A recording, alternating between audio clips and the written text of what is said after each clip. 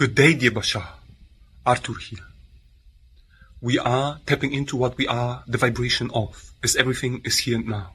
And I understand that each and every one of us is that permission slip in and of itself. Could you please share with us the mechanics of storing energy outside of yourself in order to be able to access it then later at any given point in time? Thank you very much. Ha, Atu, and Aveo. There is an electromagnetic field around you made of spinning electrons.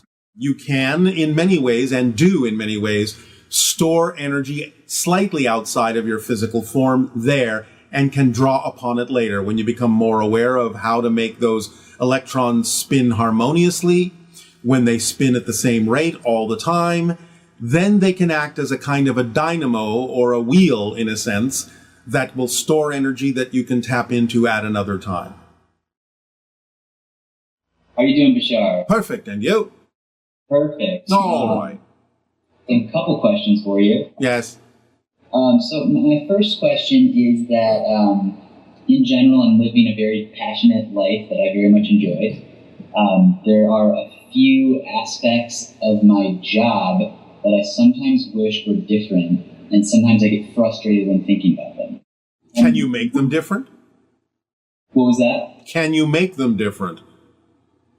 I think so. That's sort of what I'm struggling between. If I should attempt to change them, kind of push and change them, or if it's something that I need to sort of live into fully in order to transcend. Well, again, yes. And again, you have to be honest with your self-examination.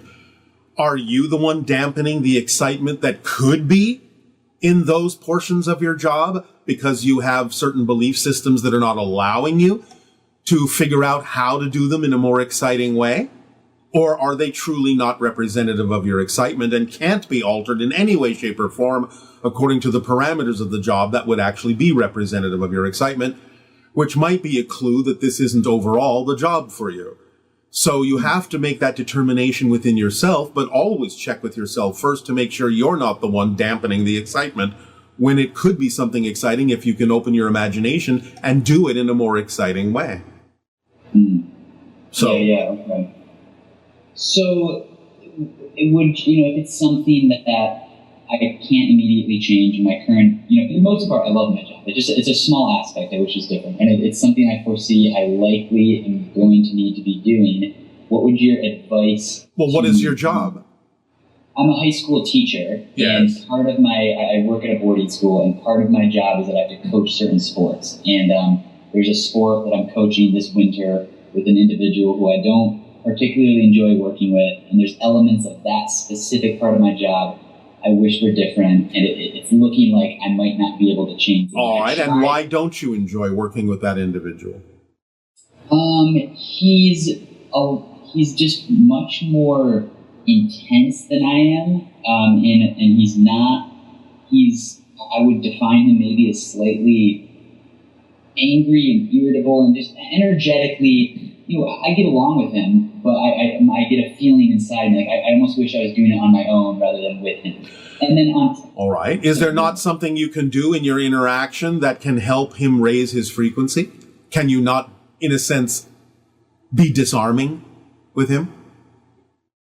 Yes, I certainly can, and I guess that's kind of what I'm trying to sift out right now, is like what's the best way for me to step into this.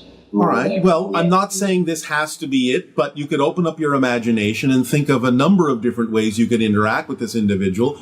First and foremost, of course, not taking the irritation on yourself, because you're creating that within your own energy. So the idea is you can attempt some experiments to adopt different aspects of your personality when interacting with that personality to become someone a little different than you are and approach him in a very different way that's more disarming. You may use humor to disarm the intensity of that individual. You may use some form of wisdom or sayings to disarm him, but the idea is to maintain your true personality so that you do not lower your vibration to match his, which is what causes the struggle within you. Mm. You have to approach this as if it doesn't affect you at all. You can look at this individual in a number of different ways, and we would suggest that you explore doing so. Step outside the bounds of what you think your personality is and see what else you may be able to become to interact with that individual. Become a little bit more like a chameleon and shift in whatever way allows you to feel the way you prefer to feel, while allowing a portion of your personality to interact with him in a different way that may allow him to let go of the irritations and anger that he may be experiencing. Mm-hmm. And you can also have heart-to-heart with this individual, if you haven't done so, to let him know how it is he may be coming across, which he may not even understand. Have you had a heart-to-heart conversation with this person? And to be fully clear, like, he's just one aspect of it. The other aspect... I don't care. Don't avoid the question. Have you had a heart-to-heart with this person? No, I have not. Why not? What are you afraid of? I guess it just didn't... Do you remember that we have said that communication is one of the forms of abundance? Yes. This is exactly why. When you can clearly communicate in a loving way what it is that you perceive is going on, you may actually be capable of using that form of abundance to allow the other individual to have an opportunity to change themselves. Not that they have to, not that they will, but at least give them the option, give them the opportunity by allowing them to know how you are perceiving them, how others may be perceiving them.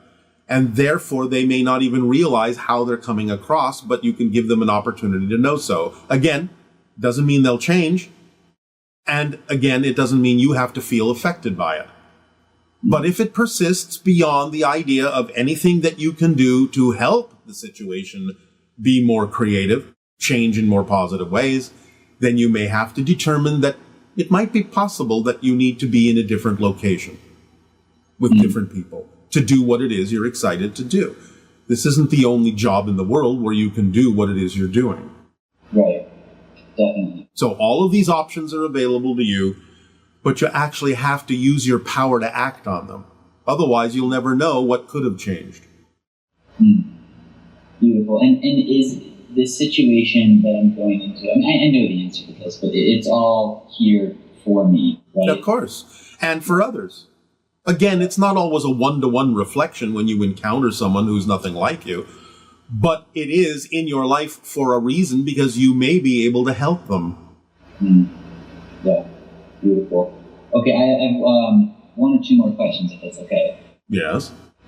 So I'm wondering if you can explain what is happening, like, energetically in my consciousness or one's consciousness when I experience feelings of guilt or unworthiness. What is happening to my consciousness when that's going on?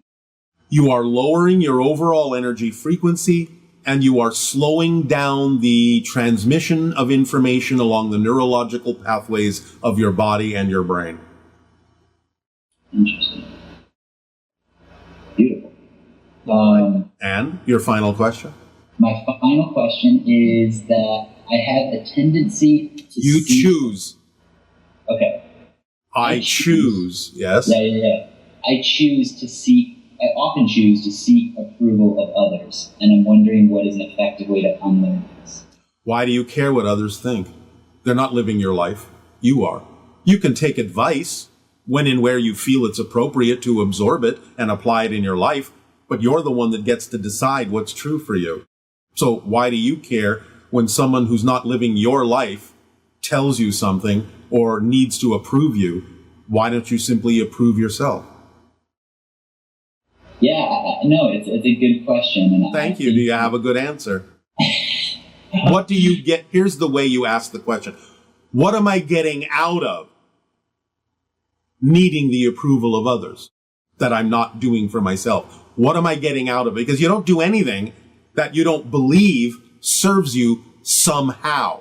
And sometimes that simply means that the alternative, because of your belief system, is too scary. So you stay where you are because it's familiar. So I feel like what are you getting out of it?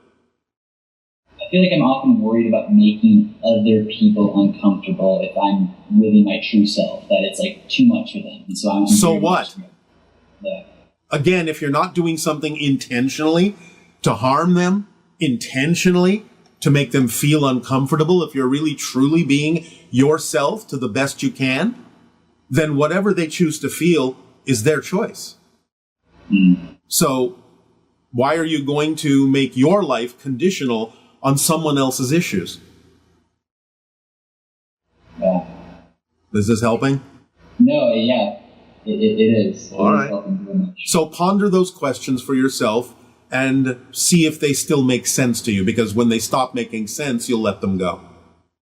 Beautiful. All right. Thank you so much, Bashar. You are welcome.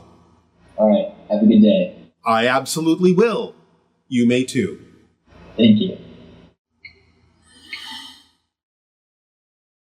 Hello, Bashar. My name is Shauna, and I live in Salem, New Hampshire. I am still fairly new to your teachings. I've been listening in for about a year now.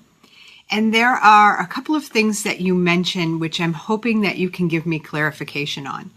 One is the threshold of believability test. I've heard you mention that. And the other is permission slips. I have a fairly good idea of what you're talking about in regards to permission slips, but if you could clarify that definition, that would be fantastic. And the threshold of believability test, again, if you could clarify that definition so that I may start to notice more about myself and put this test into practice. Thank you so much, Bashar. Good day.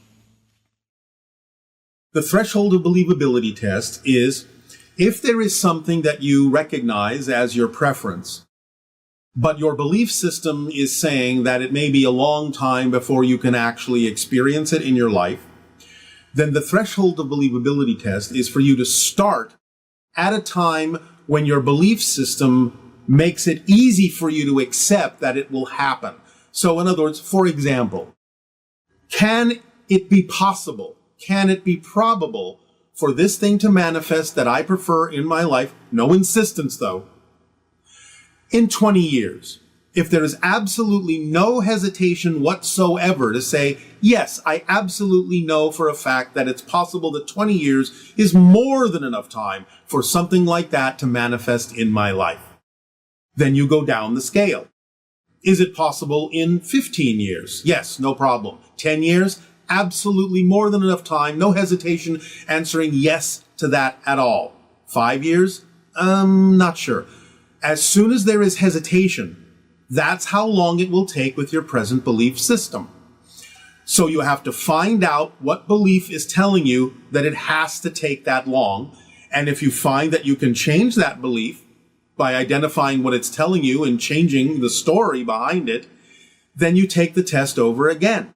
20 years, no problem. 15 years, no problem. 10 years, no problem. 5 years, absolutely no problem. 3 years? Well, if you hesitate again, even for a fraction of a second, now that's how long it will take with your present belief system. So look again at why you believe it would take that long for whatever reasons you're creating and see if you can change that belief in a way that you actually know for sure that that's a way you can change the belief.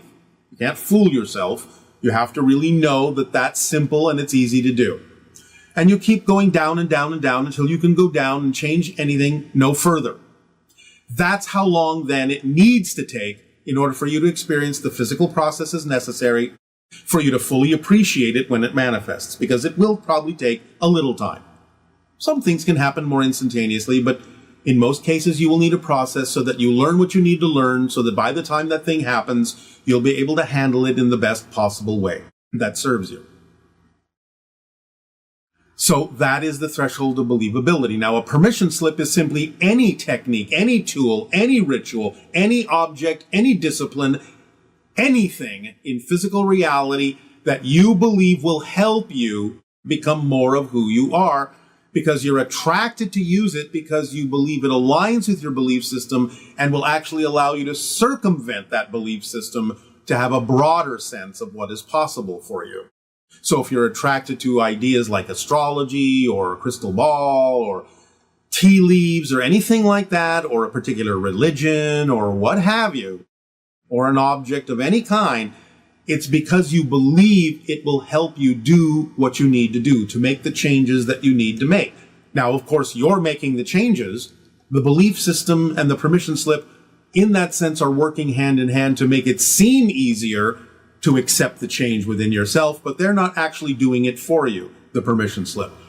It's just a way of saying, with this assisting me, I believe I can change. Ultimately, you realize you are the actual permission slip, and you can change in any way, shape, or form that you prefer to at any time without necessarily needing a ritual or an object to make it easier for you to do so.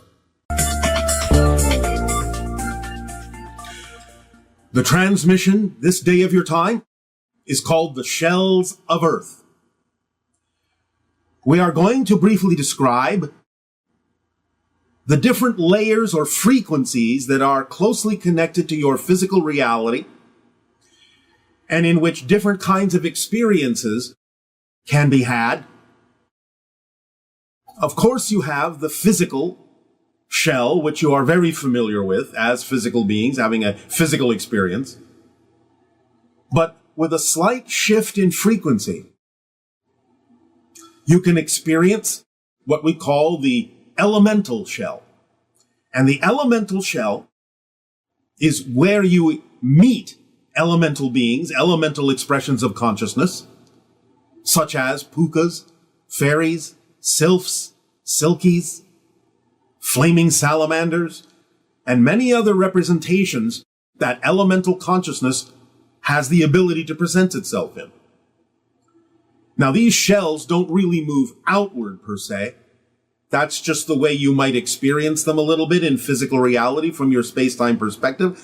They're all right here, like everything is, but they're just slightly different frequencies that are still very strongly connected to physical reality. So by allowing yourself, in whatever way works for you, through meditation, through other exercises, to imagine and ponder and get in touch with the idea of these different frequencies, based on whatever symbols you already understand them to be, you will connect and be able, if you practice, to communicate in different ways with the different forms and expressions of consciousness that can present themselves to you in these different frequency shells. So, as we said, there's the physical, now there's the elemental.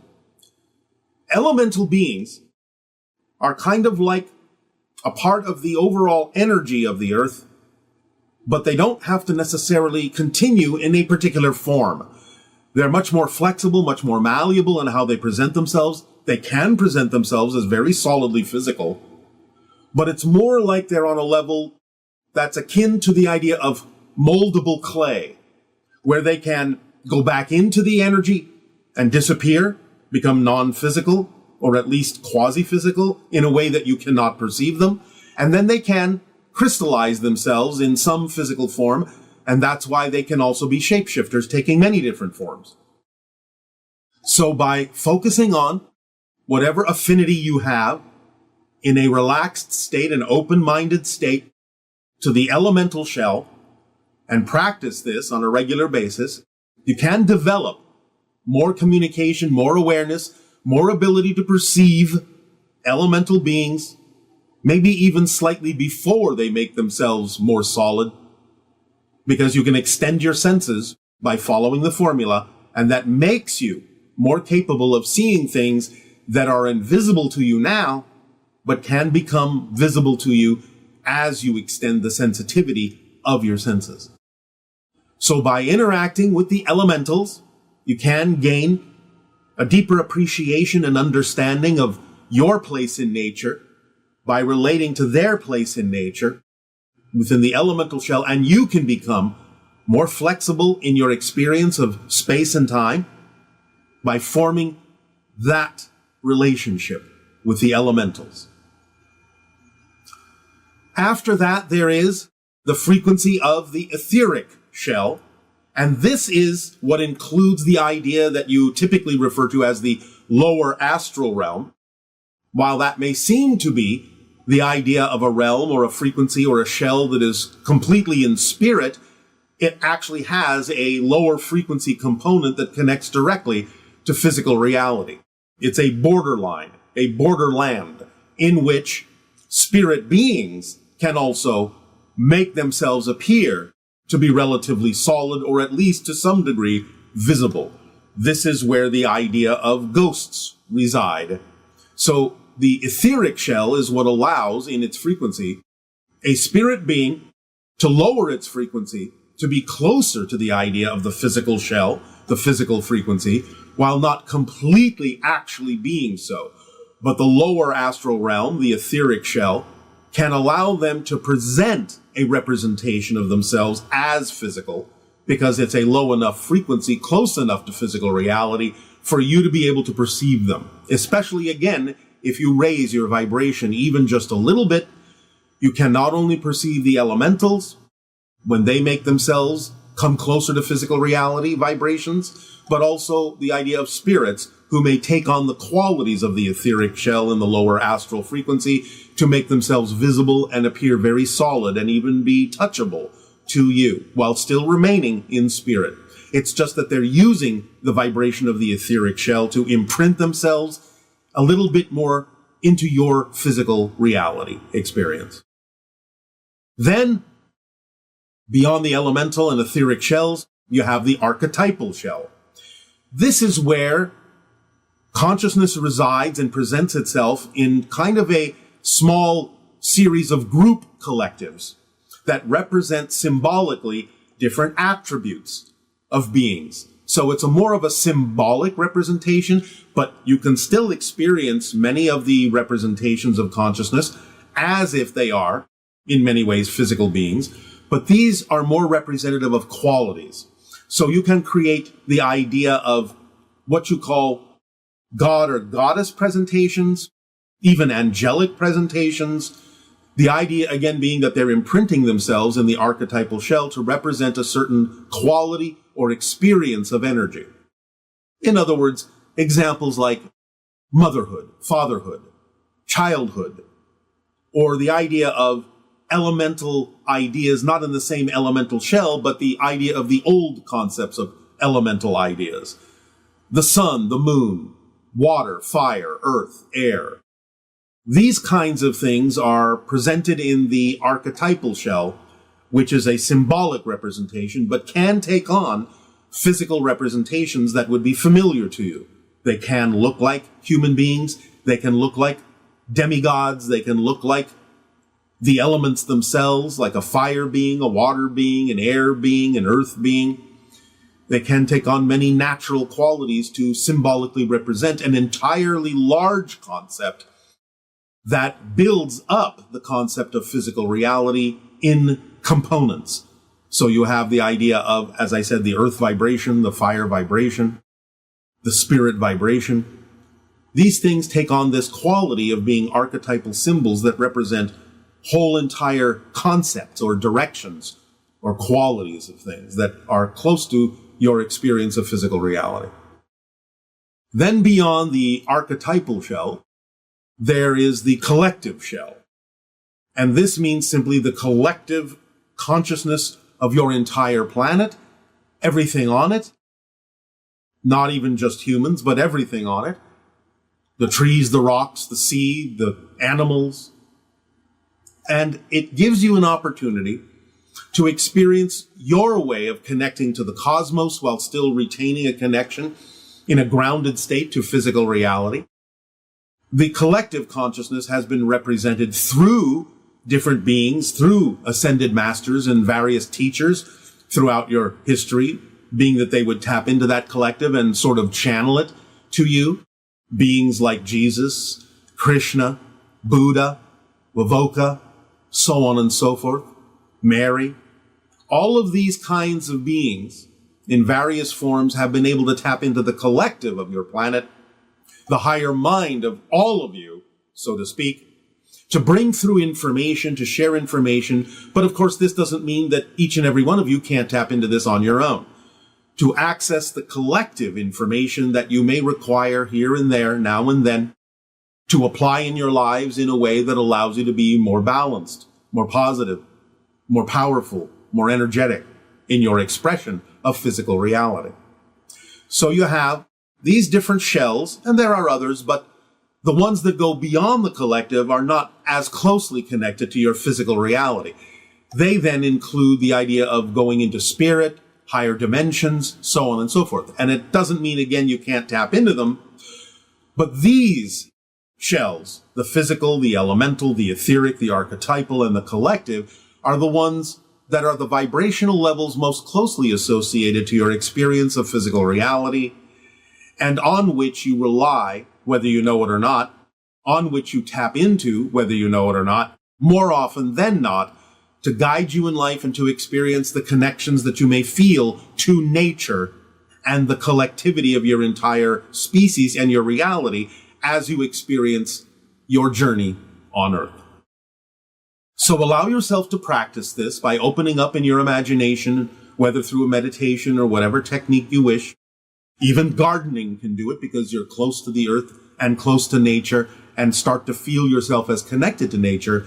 And even the idea of the cryptic meditations that Willa has delivered to all of you will aid and assist you in getting in touch with the elemental level and maybe even the etheric, because, again, physicalized spirits of the lower astral are also part and parcel of the cryptic and nocturnal journeys. Then you can go into parallel realities at another time. But first, gain some insight and gain some familiarity with the etheric shell and the archetypal shell and the collective shell, along with the elemental and the physical. And you will feel more things happening synchronistically that contain and include experiences within those shells, so that you broaden and enrich your experience of physical reality beyond the physical shell, but only into those shells that include the ability to connect to physical reality in a way that serves you best in life, on your path, on your journey of being more of who you truly are. We thank you for allowing us to share this idea with you today. And in return for the gift you have given us of interacting with each and every one of you, we ask now, with your questions and dialogue, how may we be of service to you? Then at this time, we will proceed with the idea of your meditation. Allow yourselves to become very relaxed. Let go of the cares of the day. Let it all flow away, and let your light flow into you and expand throughout you. And allow yourself to open your minds and imaginations to the idea of the different shells of Earth. Again, these are simply different vibrational states that represent different levels of consciousness that are connected to your planet, to your people, to nature, in a variety of ways. So let yourself simply be familiar with the idea, first and foremost, of course, of the physical shell, in a calm, relaxed, natural way. The beauty of it, the nurturing of it, of nature itself, the warmth of it, the coolness of it, all the things that to you represent the most positive qualities of physical reality. When you allow yourself to feel that vibration expanding within you, then let your imagination take it a little bit farther up the vibrational scale in frequency and pierce into the idea of the elemental shell, where there is a free-flowing consciousness that can allow itself to crystallize here and there in different shapes, different presentations and representations, to interact with each and every one of you in ways that will stimulate your consciousness, allow you to see things differently than you ever have before, may send you down new paths of experience and understanding. Allow yourself to know that those elementals are always there. You may not always see them, but you may feel them, until such time as you allow yourself to equalize your vibration with the elemental shell, so that they can become quasi-visible, which will act for them as more of an invitation to become more solid and more visible to you. So allow yourself to think of them as being just right on the edge of physical reality as you know it, doesn't take much of a vibrational shift to experience them. Then allow yourself to open up to the etheric shell, in which you can have communications and conversations with spirits, with beings that may once, in your terms, linearly have been alive on your planet and are no longer, your spirit guides, friends and family that have passed on, who may be able now and then, when appropriate, to take on a physical form representation to interact with you more solidly in that lower astral realm that vibrationally is very strongly connected to physical reality.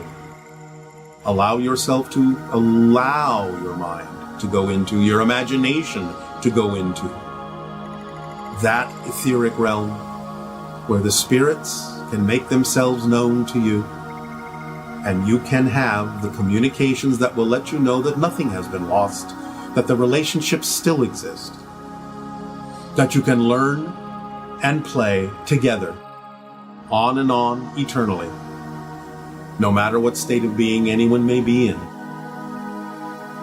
And then allow your imaginations to broaden and allow your vibrations to rise into the archetypal shell that allow you to commune with the gods and goddesses, with the symbolic forms of shamans, with lightning and thunder, and even with the beginnings of the Kachina beings, the spirit beings that exist between dimensions, for they can partake of the archetypal shell to present themselves in ways that make sense to the symbols of your physical mind, so that you can learn to have a different style of communication in symbolic form, and open up your telepathy and telempathy with them to really let in the idea of the symbols that represent your path in life, so that you can learn a language that is more simplified, more telepathic, so you can move forward and expand your vibration in a very different way, and learn more about the path that you are above and beyond the physical reality, and how different groupings on your planets with different agendas and different goals can sometimes be a way that archetypal consciousness has of presenting itself by bringing together people of like mind for different purposes that are their passion, and in those groupings to represent an archetypal ideal, an archetypal path, an archetypal energy that can guide you by being familiar with your particular ideas, your particular passions, and you gather together and attract to you magnetically all the beings of like mind, and thus contain within that grouping a powerful archetypal presentation of a higher energy that will allow you to move forward in an effortless, efficient way. And then continue to expand your consciousness to incorporate all of the ascended masters and teachers that have brought through the collective consciousness to let you all know you are equally powerful, that your vibration can raise to a high point of fourth density reality where you have strong connections to all that is in a variety of ways that are relevant and germane for your physical path, to be teachers yourselves and learners yourselves on your path, as your path, to share with others that which you know will serve them, which will allow them to illuminate their own inner spark and broaden it and shine it forth. Whether they take it or not is not the issue, for it's none of your business whether they do. But to be of service to the collective whole, in love and light, in peace and harmony, in beauty and grace for all concerned, so that all may tap into that collective and be who they truly are, be the piece of the big puzzle picture that they were made to be the shape that is true for them, so that all may fit together in harmony with every other piece and form the big picture that supports all the pieces, even as the pieces support the big picture. Allow yourselves to let your vibrations rise according to what is needed at any given moment, dynamically shifting back and forth from shell to shell, or incorporating all the shells depending upon what it is you are doing and who it is you are being, and what aspects of yourself you are bringing to the forefront of your experience as a physical persona. Let it harmonize and blend with all the other aspects of your personality in whatever ways, again, serve you and everyone best. Let it all fall into place automatically through the beauty and the archetype of synchronicity, which permeates all of the vibrational energy of your reality. And it is one of the main structures of your reality itself. For everything is an orchestration. Everything is synchronicity. It just depends on how you're looking at it. That reveals what you need to see out of the holographic whole that synchronicity is. For synchronicity is physical reality's way of letting you know that everything is connected, and that distance and separation are illusions.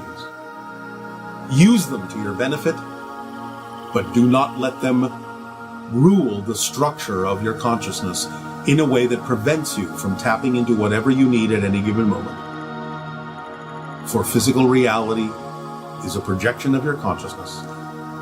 In a sense, is an illusion that you can use to your benefit if you understand the power of the illusion instead of falling under the illusion of power.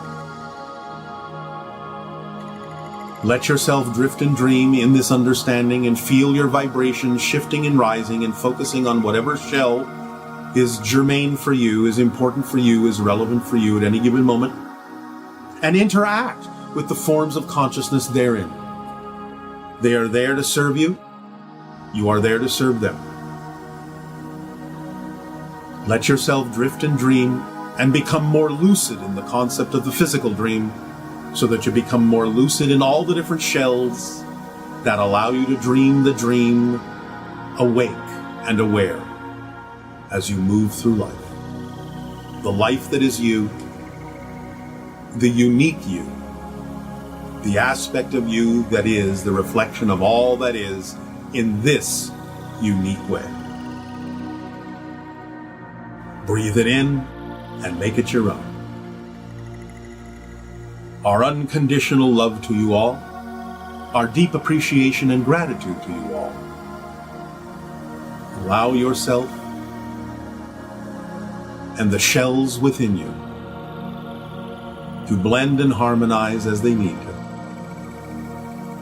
so that you may be more of who you truly are and shine forth as a living example to others, that they can also choose that path as well in their own unique way.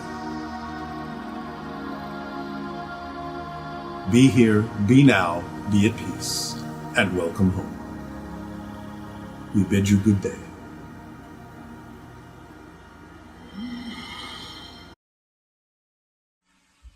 Hello again, Bashar, and thank you for your answers to my previous questions.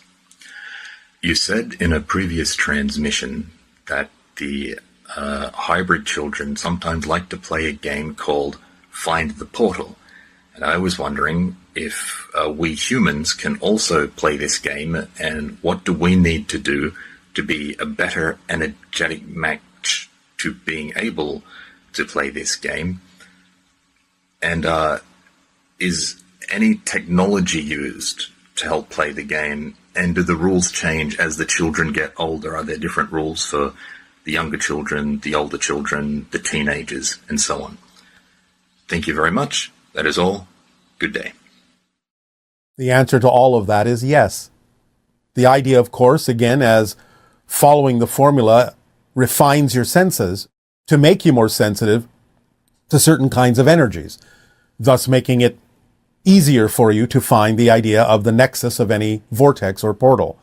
But yes, as you change, as you mature, as you develop, and including the hybrid children, the so-called rules of the game will also change, because they develop more skills, more abilities, and can expand the idea of what the game is and what it contains.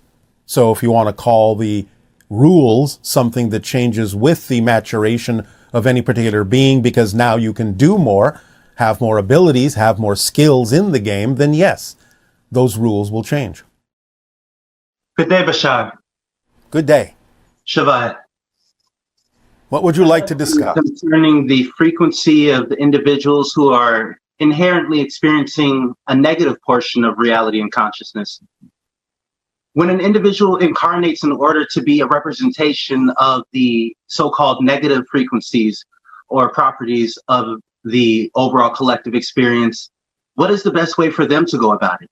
For instance, an individual who is to give the collective an experience of addiction or an experience of infatuation to the point of detriment. How is one to go about a life that is inherently negative? The idea, of course, is that anything can be used in a negative or positive way. No matter what an individual does in their state of being, others can use it to their own advantage if they so desire. That being said, all an individual has to do is choose circumstances and attract situations that constantly prevent them from becoming more aware of the fact that they are choosing that reality instead of simply feeling like a victim of it. Thank you. I appreciate that. Another question. What psychedelic resonant with this planet would be closest to the Eshikani frequency?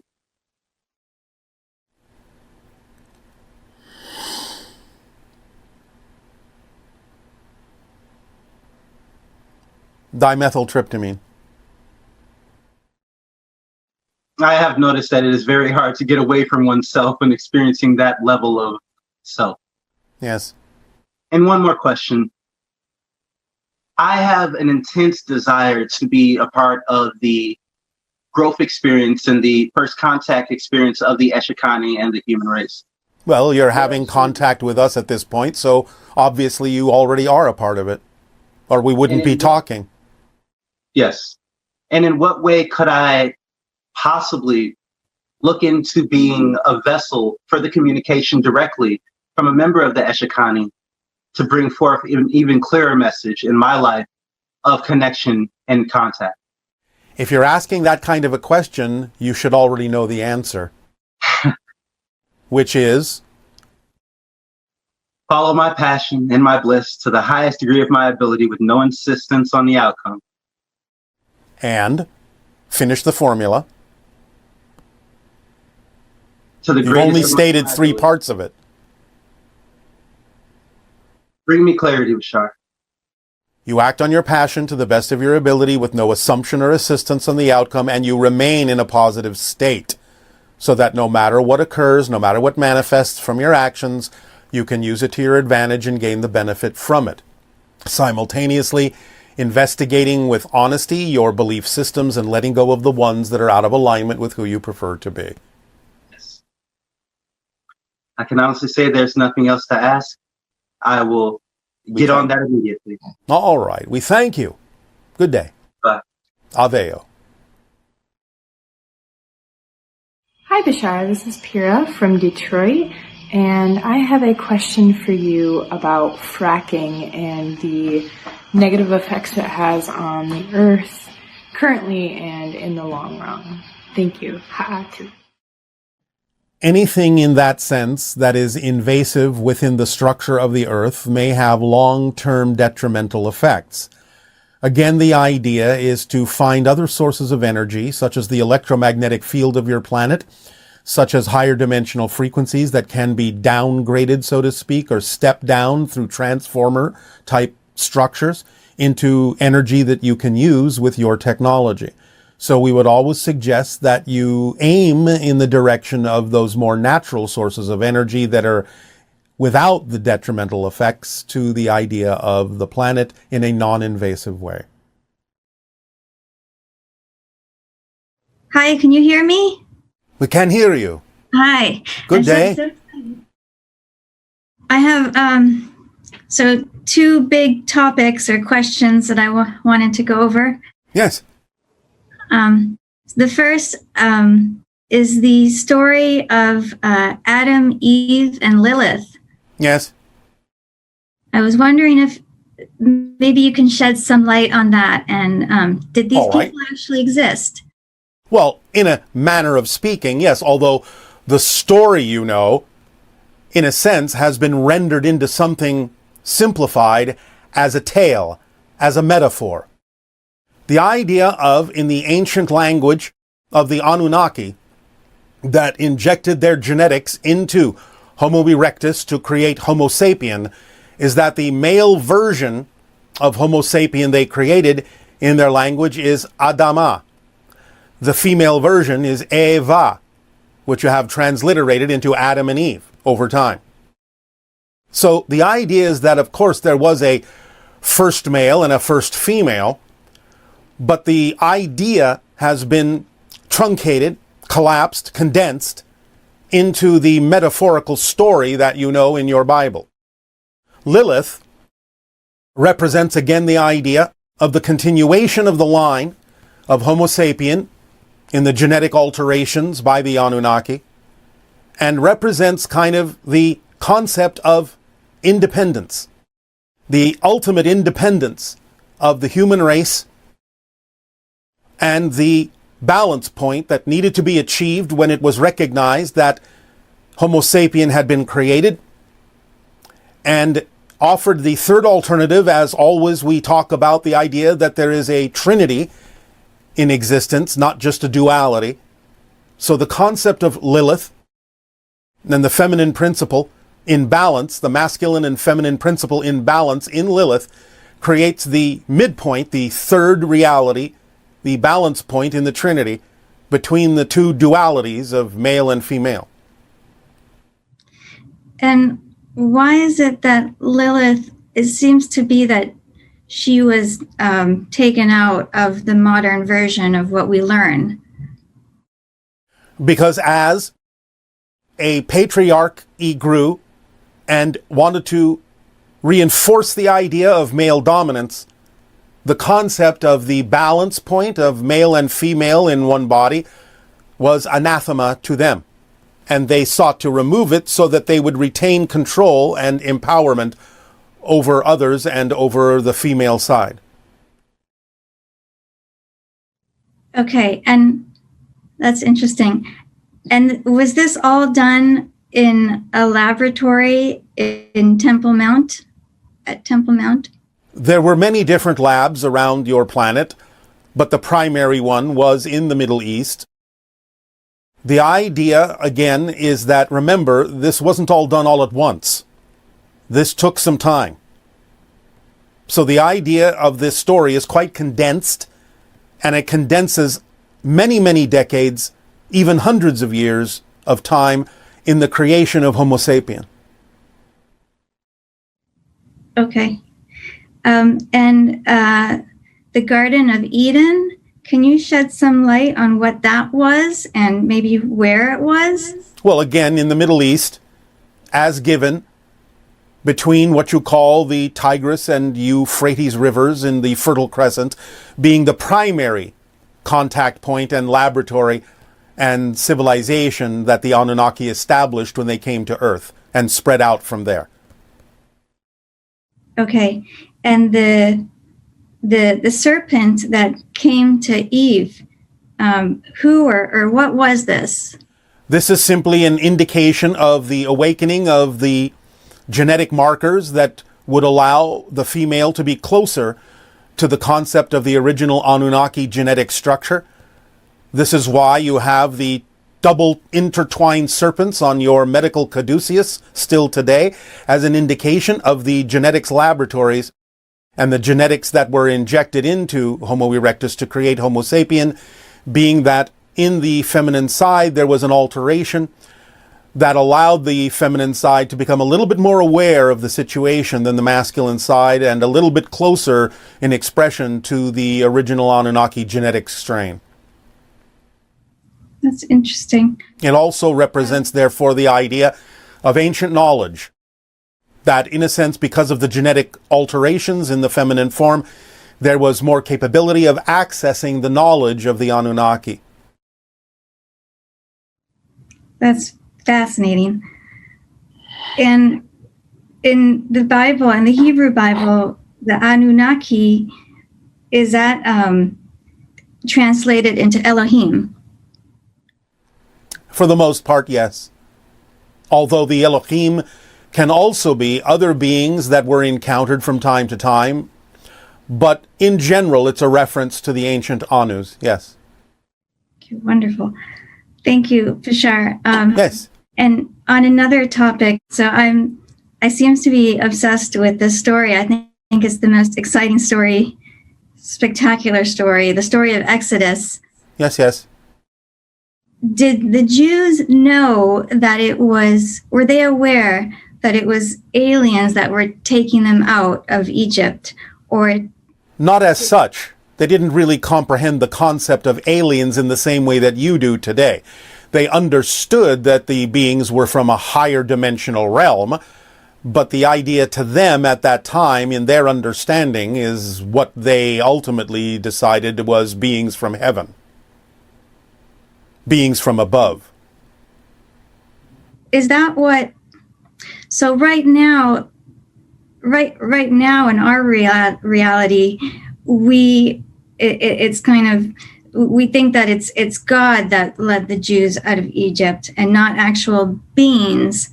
And was this what they wanted us to believe, or was it just a misunderstanding and it just kind of... It is not that you were given information that would allow you to necessarily understand the specifics of it. So it is something that simply grew in human understanding over time based on the lack of information you had about exactly what these beings were, because they did not deem that humans were ready to understand the full implications of beings from other civilizations among the stars. And do you think we are now? Well, you obviously understand that there can be civilizations among the stars. You're talking to one right now. I am. Many people on your planet are willing to accept the possibility, at least, that there can be other civilizations on planets around other stars. This is not something that is necessarily that strange to your civilization anymore.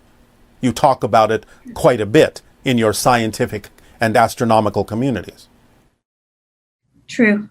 Yes. And more. Yes. And I was wondering if you could describe, I would really like to know what the interaction was like between Moses and the ETs at the top of Mount Sinai. Some of it was physiological, some of it was telepathic. He was invited into a craft. Many things he was made to forget, but some things he was allowed to remember, as according to what was necessary for the proper approach and interactions and relationship between those beings and the people at that time so that they could be guided. And lastly, the Star of David, where did that come about, and why is it the symbol of the Jews?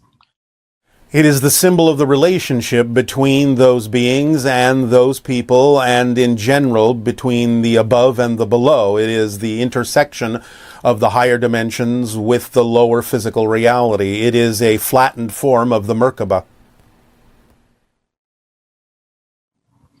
Okay, so why wouldn't it be just the symbol of humanity? Why not the symbol for all of us? It is, as I said. I just said that. At the time, it was the symbol of the relationship between those specific beings and the group that they were guiding. But it is, in general, the symbol of the relationship from the above to the below, from the heavens to the earth. Okay. And one last hard question. Why did they save the Jews from Egypt, but they didn't protect them or save them in World War II from the Holocaust? It was important to allow certain genetics from the Anunnaki line to survive up to a certain point. But beyond that, once there was dominion of the humans of the earth to make their own decisions, their decisions could not be intervened or interfered with beyond a certain point. Okay. Thank you so much. Okay, so on to some other questions. This is a question about self-forgiveness. This person is saying that when they were a teenager, they made a mistake that haunts them. While they were never formally punished for it by the legal system, they've done a lot to look at it and learn from it and try to move forward. Most of the people that they've spoken to have reflected that you should forgive yourself and let yourself move forward. But I still wonder if I've been punished or if I've paid for it enough. I don't want to put myself in a negative position like that for a mistake that they made almost 20 years ago, but they're not sure how to fully just forgive themselves. How might you recommend that people navigate this situation where they feel like they've made past mistakes and they're still holding on to or still hanging over them in some way? Well, they are simply creating a belief system that makes them afraid to move forward because they are afraid they might make another mistake. But the idea is that if you're learning the lessons from the mistakes you have made, then that gives you the ability to learn from those lessons what to do and how to move forward to be of service to humanity. The longer you hold on to the idea of self-recrimination and self-punishment and self-judgment, then the longer you will wait to be able to utilize what you have learned from making that mistake, the lesson that you could apply in your life that would allow you to move forward to be of service to humanity. So you are holding back your service to humanity. You are holding back sharing the gifts that you potentially have to give because you are too busy using your time to continue to punish yourself and judge yourself negatively for simply having done something that allowed you to learn a lesson that would actually allow you to be of service to humanity. So you're creating a kind of self-referential, self-continuous loop of negativity by not using the lesson to move forward and be of service to humanity in the way that you could, knowing that if for some reason you do make a mistake in the future, it is simply something else that you can learn a lesson from that would enhance your ability to continue to expand your service to humanity if you're willing to use it that way, if you're willing to see it in that light. Okay, and you've mentioned how different vibrational levels are needed to comfortably interact with different ET races. For example, is the level needed to interact comfortably with a Sasani somewhat higher than what's needed to interact with the Yael in the same way? Yes, because the Yael are designed to be the ones, along with the hybrid children, that will interact with humanity first. And therefore, while their vibration is still higher in general than humanity's on average, it is closer to your vibration so that there will be more vibrational compatibility when open contact occurs between humanity on Earth and the Yael civilization. Okay. So bit by bit, in being exposed to the different vibrational levels of different hybrids and different ETs, in a sense, your exposure to the different levels, starting with something closer and then getting another level that is a little higher and another level that is a little higher, gives humanity an opportunity to adapt to those different levels and climb the ladder of the vibrational frequencies to make you more vibrationally compatible with the next group of ETs that you would naturally encounter. Okay. And are the preparers, the humans who play a special role in supporting open contact, or the human precursors, genetically modified towards the vibration of the hybrid beings? And if so, how? And how will their role change and accelerate as it comes closer to open contact? We cannot talk so much about this at this time, although to say adjustments have been made in your genetics that allow you to channel more frequency through yourselves as preparers that will make you more vibrationally compatible with the hybrids that will first come in contact with humanity. At this time, we are not allowed to discuss this further. Okay, and do all these beings know they are preparers? No. Okay. And can every soul on Earth move or incarnate to different planets and other lives, or are a portion of us bound to only incarnate on Earth? How can we move to the planets or realities or Asasani? You can do whatever you wish. Again, once you are back in your natural state as a soul, you will realize the reasons fully for why you chose an Earth incarnational experience or why you may choose another civilizational incarnational experience. It will all make sense to you, and you will simply decide at that time whether or not you wish to experience another Earth incarnation or something else. You have free will as a soul, but you will make those decisions with new information that you don't have now. So it will make more sense to you, whatever it is you do choose, it will make perfect sense to you to choose it at that time.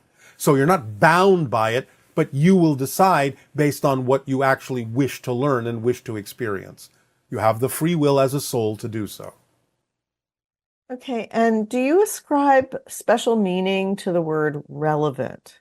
You frequently use this word, and the way you use it seems to be a little bit different from the way it's usually used by humans on Earth. It is not so different. It simply means that you have chosen to experience certain things on your soul path of growth. And there are things that are relevant for that experience and things that are not relevant for that experience. You have a physical mind that can think beyond your soul's path and think that certain things might be able to be experienced as part of your soul's path, even if that's not necessarily the way that your spirit has chosen to experience your soul's path. So there can be things that are relevant for your soul's path that do fit what you wish to experience as a soul, and there may be things that your physical mind can conceive of that are simply not necessarily relevant for your soul's path. Sometimes this is the product of the negative ego, being allowed more than what it is assigned to do, more than what it's designed to do, thinking, oh, well, I could do this and I could do that. And in fact, it may not actually be necessary for you to experience and may not be part of the plan that you arranged or the blueprint that you arranged for your life's path as a soul. So things can fit into that path, things cannot fit into that path that you can conceive of, and therefore there's a degree of relevance to those things. Okay, and final question. What is the one thing we can do each and every day to lessen the suffering in our world? Be of service to others as best you can. Help where you can, knowing that showing others that there may be a more positive way to experience life, to put them in touch with their self-empowerment, to allow them to feel their connection to Source as an expression of Source, can be done as best as you can do it, but you have to let them decide how to absorb that information or even to receive it and accept it at all. Because you have to see them as powerful beings that have a life path that you know nothing about or very little about, but still understand that there may be a reason why they're in your life. And that may be for the benefit that you can share with them of other ways to do things that may be more beneficial to them. Whether or not they choose to take it is up to them. So do the best you can to help where synchronicity provides an opportunity for you to do so. Take the actions necessary that you would take if you were already living on a world of joy, peace, love, and connection, and just do the best you can to stay in that state, acting on your passion, following the formula, and being of service where you can. That's the best you can do.